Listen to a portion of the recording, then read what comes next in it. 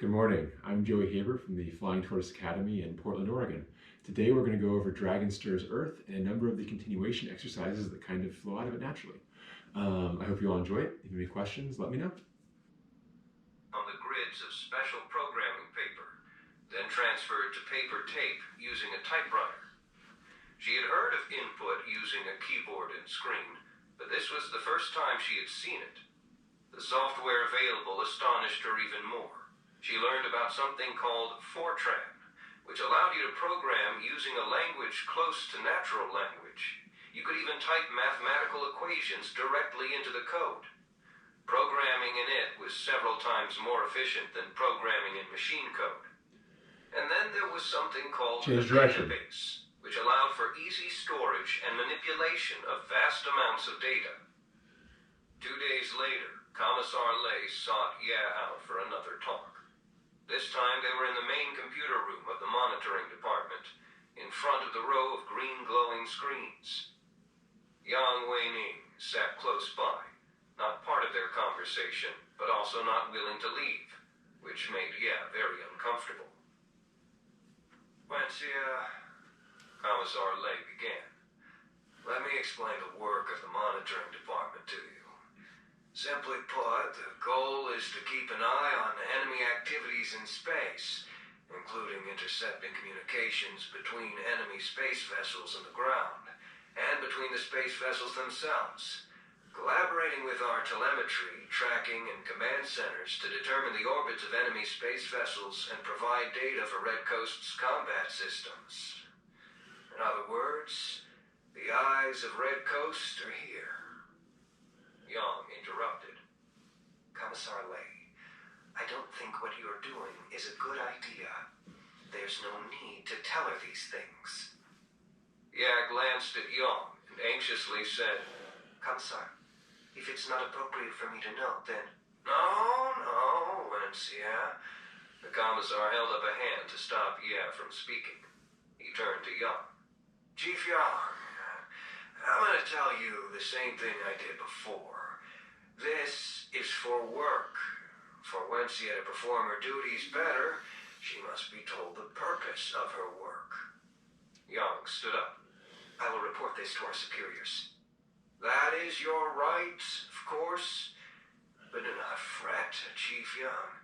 I will assume responsibility for all consequences. Yang got up and left with a bitter expression. Don't mind him. That's just the way Chief Yang is. Commissar Lei chuckled and shook his head. Then he stared at Ye, and his tone became solemn. Wenxia, when we first brought you to the base, the goal was simple. Red Coast's monitoring systems often had interference caused by electromagnetic radiation from solar flares and sunspots. Fortuitously, we saw your paper and realized that you had researched solar activity. Among Chinese scholars, your predictive model turned out to be the most accurate, so we wanted to ask for your help in solving this problem.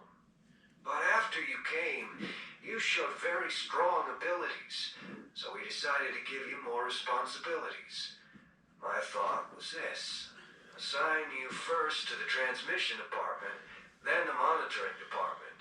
This way you'd gain a comprehensive understanding of Red Coast as a whole, and we could wait and see where to assign you after that. Of course, as you can see, this plan is met with some resistance, but I have trust in you, Wenxia. Let me be clear. Until now, the trust placed in you has been mine, personally. I hope that you can continue to work hard and earn the trust of the organization as a whole. Commissar Lei placed a hand on Ye's shoulder. She felt the warmth and strength conveyed through it. Wenxia, let me tell you my sincere hope.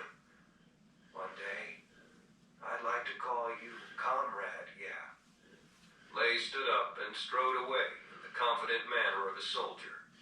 Ye's eyes were filled with tears. Seen through them, the code on the screen became flickering flames. This was the first time she had cried since the death of her father. As Ye familiarized herself with the work of the monitoring department, she discovered that that she was far less successful here than at the transmission department. The computer science knowledge she had was outdated, and she had to learn the software techniques from scratch. Even though Commissar Lei trusted her, the restrictions on her were severe. She was allowed to view the software source code, for example, but was forbidden from touching the database. On a day-to-day basis, Ya was mainly supervised by Yang. He became even ruder Right leg, and would get external angry at her rotation. for the smallest things. Commissar Lei talked to him about it multiple times without effect. It seemed that Yang became filled with a nameless anxiety as soon as he saw Ya. Gradually, as Ya encountered more and more unexplainable matters in her work, she came to realize that the Red Coast project was far more complex than she had imagined.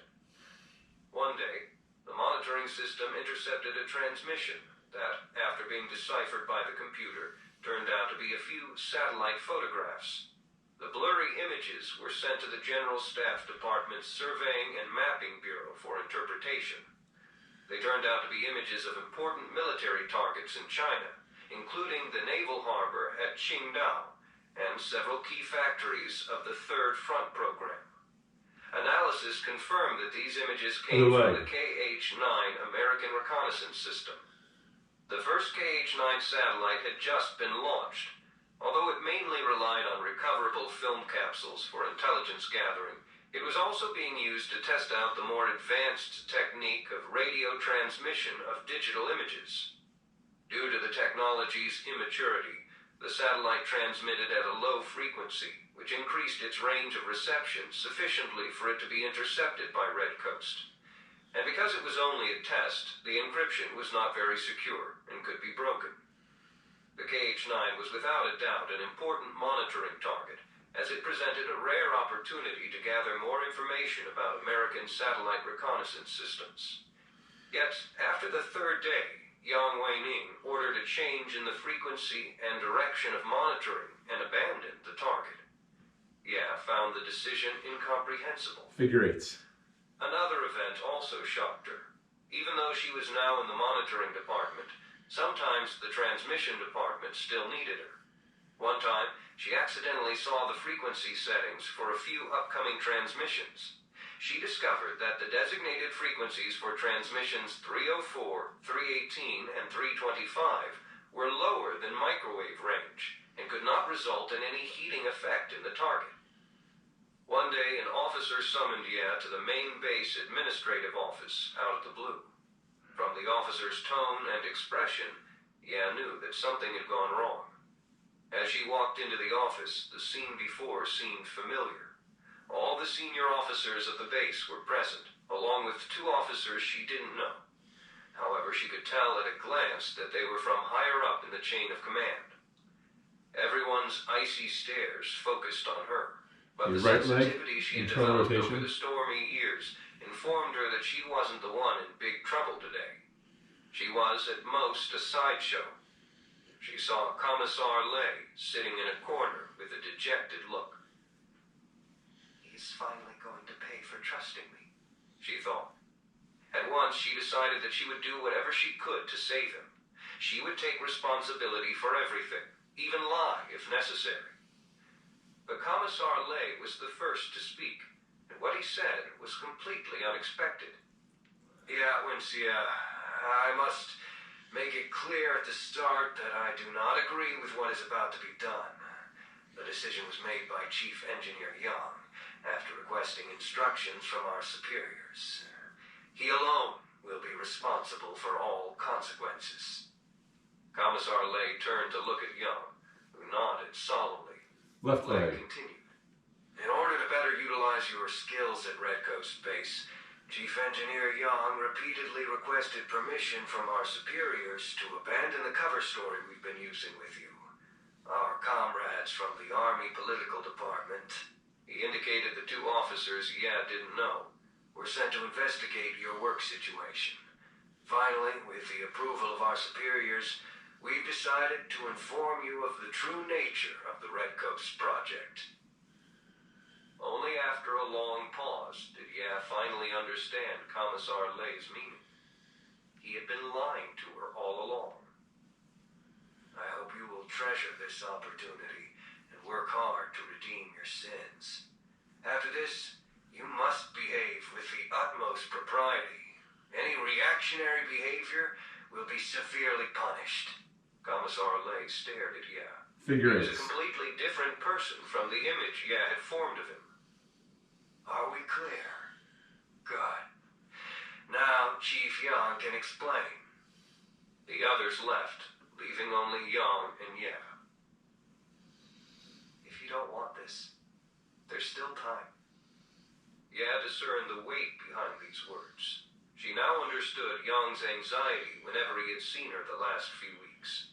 To make full use of her skills, it was necessary for her to know the truth about Red Coast. However, this choice would extinguish the last ray of hope she had of ever leaving Radar Peak. Once she said yes, she really would spend the rest of her life at Red Coast Base. I agree, Ya said, softly but resolutely.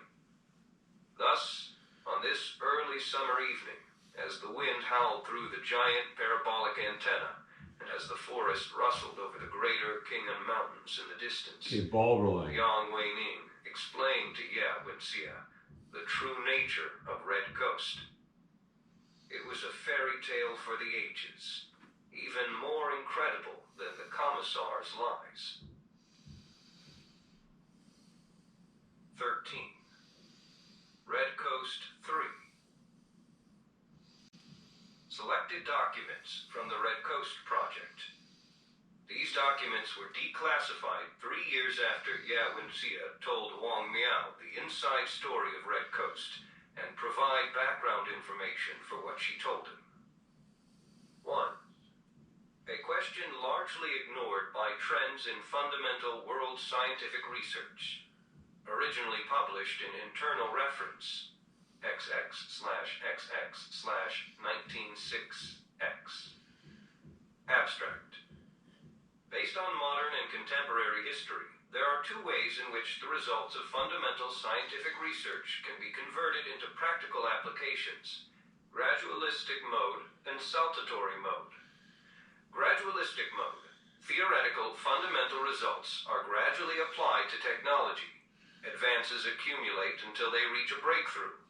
Recent examples include the development of space technology. Saltatory mode.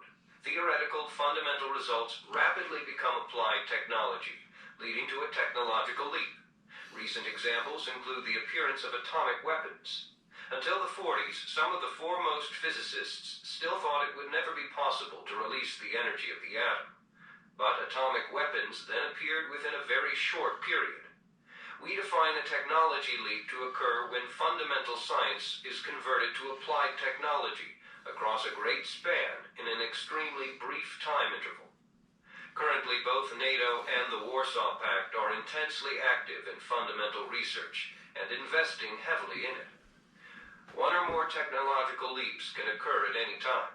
Such an occurrence will pose a major threat to our strategic planning.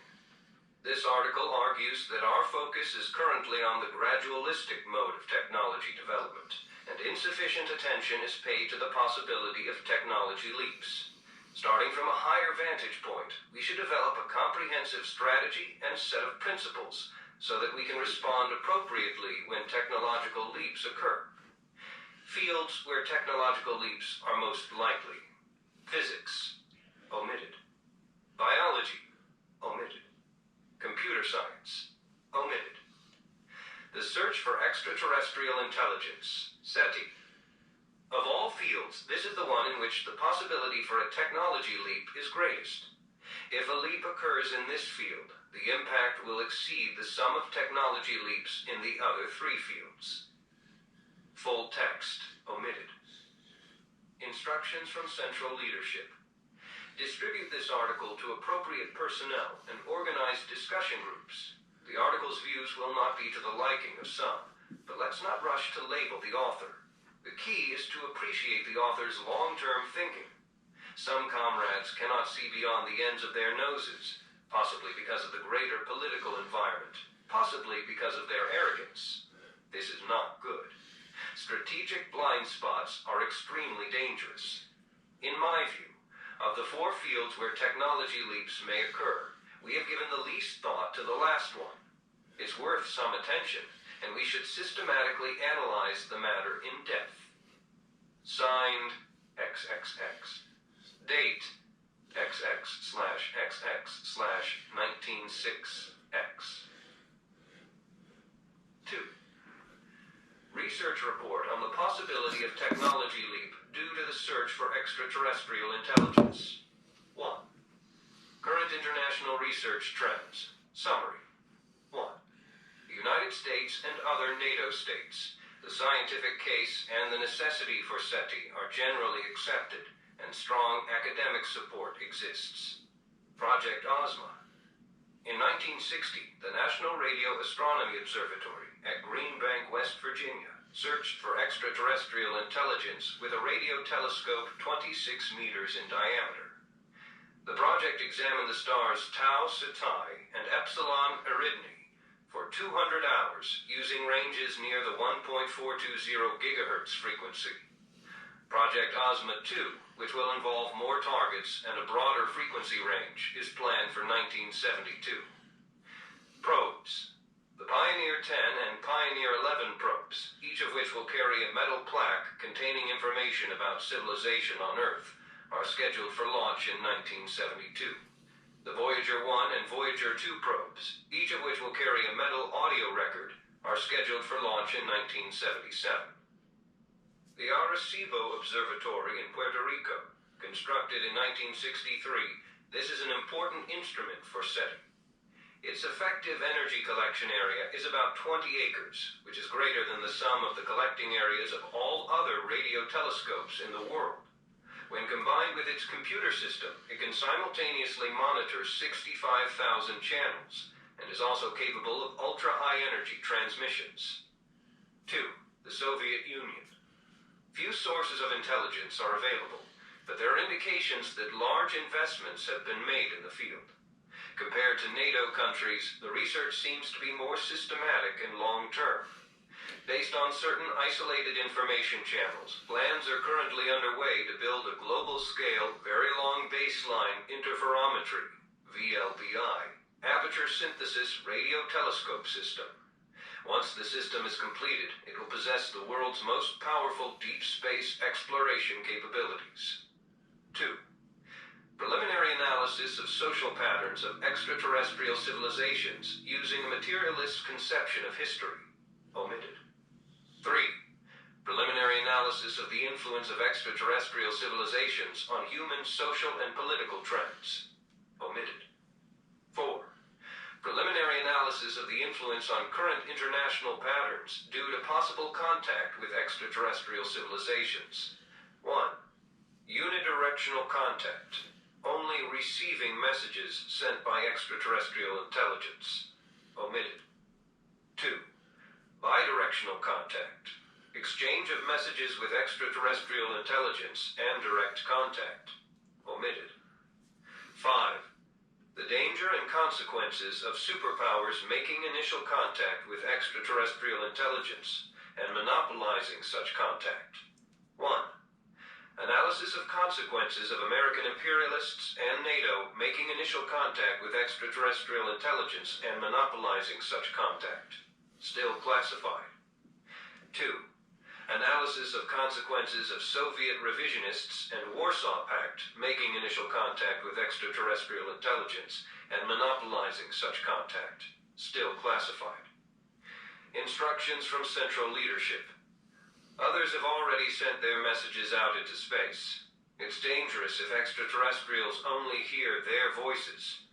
We should speak up as well. Only then will they get a complete picture of human society. It's not possible to get the truth by only listening to one side. We must make this happen, and quickly.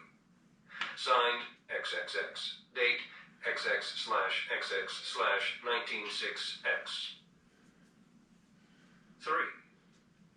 Research report on the initial phase of the Red Coast Project. XX/XX/196X. Top secret. Number of copies, 2. Summary document. Central document number XXXXXX, forwarded to the Commission for Science, Technology and Industry for National Defense, the Chinese Academy of Sciences, and the Central Planning Commission, Department of National Defense. Disseminated at the XXXXXX Conference and the XXXXXX Conference. Partially disseminated at the XXXXXX Conference. Topic serial number 3760. Codename Red Coast. 1. Goal. Summary. To search for the possible existence of extraterrestrial intelligence and to attempt contact and exchange. 2. Theoretical study of the Red Coast Project. 1. Searching and monitoring. Monitoring frequency range 1000 MHz to 40,000 MHz. Monitoring channels 15,000. Key frequencies to monitor. Hydrogen atom frequency at 1420 MHz. Hydroxyl radical radiation frequency at 1667 MHz.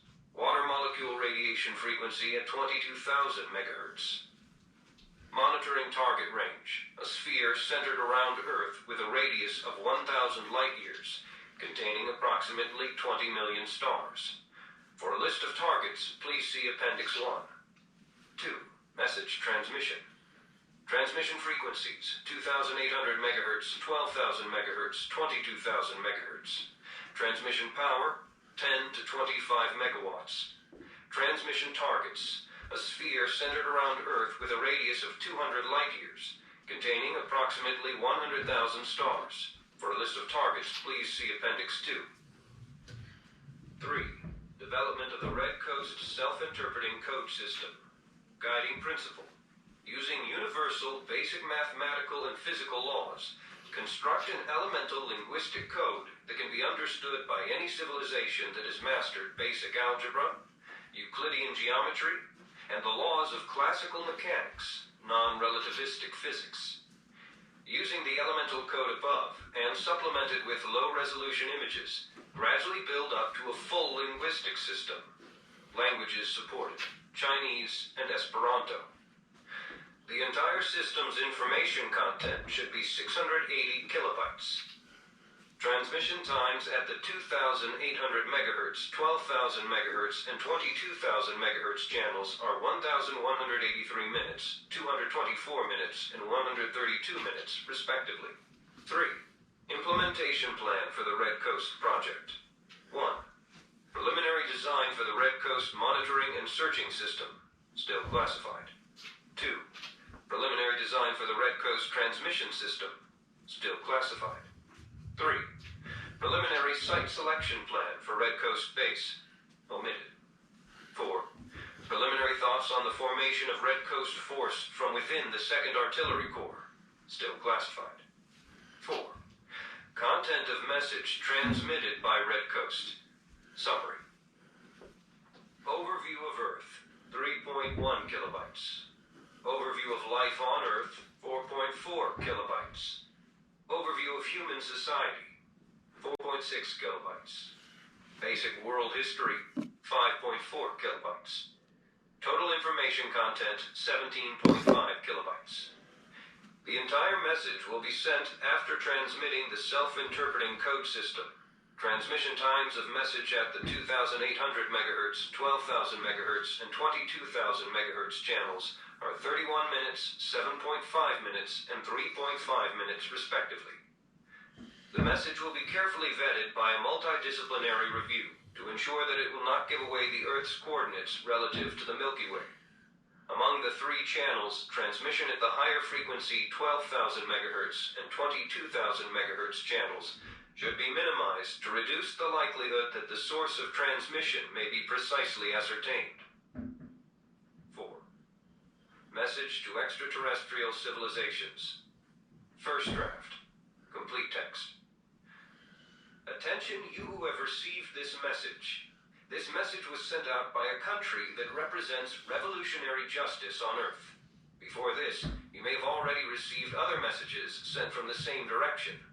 Those messages were sent by an imperialist superpower on this planet. That superpower is struggling against another superpower for world domination so that it can drag human history backwards. We hope you will not listen to their lies. Stand with justice. Stand with the revolution. Instructions from Central Leadership. This is utter crap. It's enough to put up big character posters everywhere on the ground, but we should not send them into space. The Cultural Revolution leadership should no longer have any involvement with Red Coast. Such an important message must be composed carefully. It's probably best to have it drafted by a special committee and then discussed and approved by a meeting of the Politburo. Signed, XXX. Date, XX/XX/196X. Second draft, omitted. Third draft, omitted. Fourth draft, complete text. We extend our best wishes to you, inhabitants of another world. After reading the following message, you should have a basic understanding of civilization on Earth. By dint of long toil and creativity, the human race has built a splendid civilization, blossoming with a multitude of diverse cultures. We've also begun to understand the laws governing the natural world and the development of human societies. We cherish all that we have accomplished. But our world is still flawed. Hate exists, as does prejudice and war. Because of conflicts between the forces of production and the relations of production, wealth distribution is extremely uneven, and large portions of humanity live in poverty and misery. Human societies are working hard to resolve the difficulties and problems they face, striving to create a better future for Earth civilization. The country that sent this message is engaged in this effort. We are dedicated to building an ideal society where the labor and value of every member of the human race are fully respected, where everyone's material and spiritual needs are fully met, so that civilization on Earth may become more perfect. With the best of intentions, we look forward to establishing contact with other civilized societies in the universe. We look forward to working together with you to build a better life in this vast universe. 5. Related policies and strategies. 1. Consideration of policies and strategies after reception of message from extraterrestrial intelligence. Omitted. 2. Consideration of policies and strategies after establishing contact with extraterrestrial intelligence. Omitted. Instructions from Central Leadership. It's important to take the time out of our busy schedules to do something entirely unrelated to our immediate needs. This project has allowed us to give some thought to issues we've never had time for. Indeed, we can think through them only when we take a sufficiently high vantage point. This alone is enough to justify the Red Coast project. How wonderful it will be if the universe really contains other intelligences and other societies.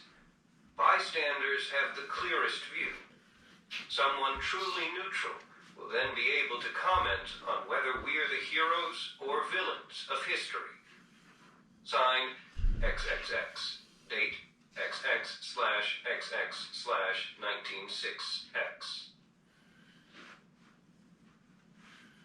14. Red Coast 4. Professor Ye? Wang Miao said. I have a question. Back then, SETI was marginalized research. Why did the Red Coast project have such a high security rating? That question was asked during the very first phases of the Red Coast project, and continued to be asked until the end. But now you should know the answer. We can only be impressed by the foresight of the top decision-maker responsible for the Red Coast project. Yes, he thought far ahead. Wang nodded gravely. Wang knew that it was only within the last couple of years that serious and systematic consideration had been given to the question of how and to what degree human societies would be influenced by establishing contact with extraterrestrial intelligence. But the research had rapidly gained interest, and the conclusions were shocking. Naive, idealistic hopes had been shattered. Scholars found that, contrary to the happy wishes of most people, it was not a good idea for the human race as a whole to make contact with extraterrestrials. The The impact of such contact on human society would be divisive rather than uniting, and would exacerbate rather than mitigate the conflicts between different cultures. In summary, if contact were to occur, the internal divisions within Earth's civilization would be magnified and likely lead to disaster.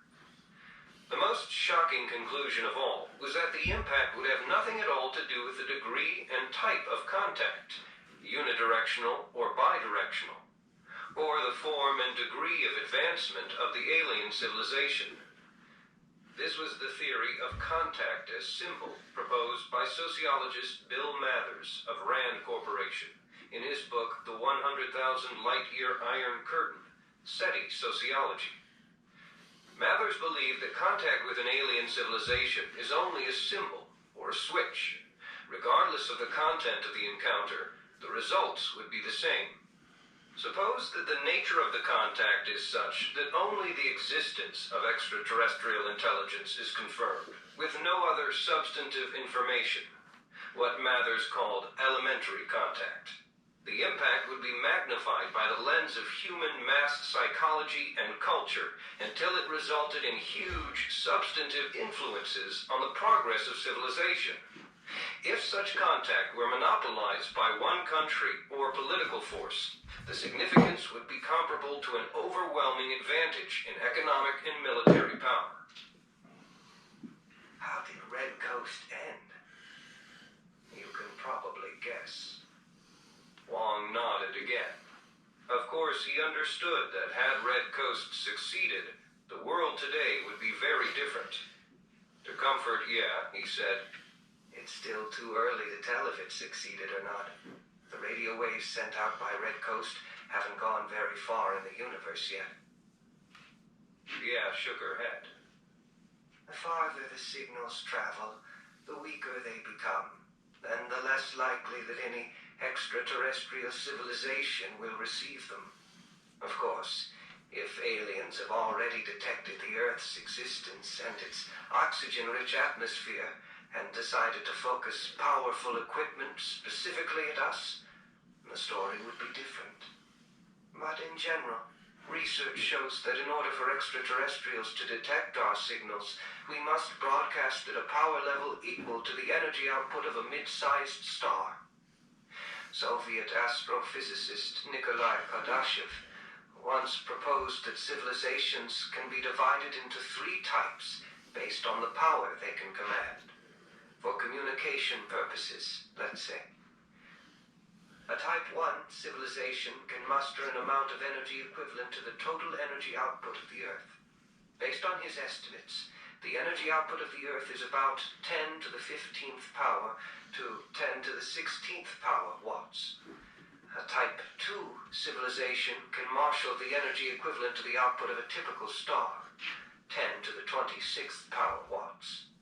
A Type 3 civilization's communication energy can reach 10 to the 36th power watts, approximately equal to the energy output of a galaxy. Civilization on Earth is currently about a Type 0.7, not even a full Type 1, and the transmissions from Red Coast used only about 1/10,000,000th of the amount of power the Earth could muster. Our call was like the buzzing of a mosquito in the sky. No one could hear it. But if Kardashev's Type 2 and Type 3 civilizations really exist, we should be able to hear them. We never heard anything during the 20 years that Red Coast was in operation. Indeed, given Red Coast and SETI, could all our efforts ultimately have proven only one thing? In the entire universe, only the Earth has intelligent life? Gave a light sigh. Theoretically, there may never be a definitive answer to that question. But my sense, and the sense of everyone who went through Red Coast, is that that is the case. It's too bad that Red Coast was decommissioned. Once it was built, it should have been kept running. It was a truly great enterprise. Red Coast's decline was gradual. At the beginning of the 80s, there was a large-scale renovation. Mainly the transmission and monitoring computer systems were partially upgraded. The transmission system was automated, and the monitoring system incorporated 2 IBM mini-computers. The data processing capability became far more advanced, and it was able to simultaneously monitor 40,000 channels. But later, as people gained perspective, they had a better appreciation of the difficulty of the search for extraterrestrial intelligence, and the leadership. Okay, that's the time for today. Thank you all so much, and stay safe out there.